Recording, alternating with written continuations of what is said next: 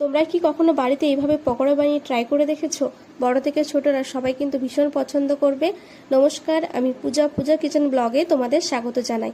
ভিডিওটা অবশ্যই লাস্ট পর্যন্ত দেখার অনুরোধ রইল। এখানে কিন্তু নিয়েছি পরিমাণ মতো বেসন, এর মধ্যে অ্যাড করে দেবো 2 টুকরো মতো রসুন কুচি এবং 1 টুকরো মতো আদা কুচি, মিডিয়াম সাইজের একটা পেঁয়াজ সেটাও কিন্তু আমি কুচিয়ে নিয়েছি। এরপর হলুদ এবং লবণ দুটোকেই কিন্তু ভালোভাবে বেসনের সাথে আমি মিক্স করে দেব। এখানে কিন্তু লঙ্কার গুঁড়ো আমি ব্যবহার করছি না, তোমরা চাইলে ব্যবহার করতে পারো। এরপর তেল কড়াইতে গরম করার পর কিন্তু জল দিয়ে বেসনটাকে ভালোভাবে আমি একটা ব্যাটার বানিয়ে ফেলবো। পাতলা করলে কিন্তু চলবে না, আমি যেভাবে বানিয়েছি সেভাবেই তোমাদের তৈরি করতে হবে। এরপর ডুবো ডুবো তেলে কিন্তু পকোড়ির আকৃতিতে আমি বেসনগুলোকে আমি পুরো ভেজে নেব। এবার ভালোভাবে ওলট পালট করে কিন্তু হালকা একটা ব্রাউন কালার চলে এলে বেসনগুলোকে আমি কিন্তু ছান্তার সাহায্যে তুলে নেব। এই পর্যন্ত যারা ভিডিওটা দেখেছো অবশ্যই একটা লাইক করে দিও এবং একটা সুন্দর গঠনমূলক কমেন্ট করে দিও।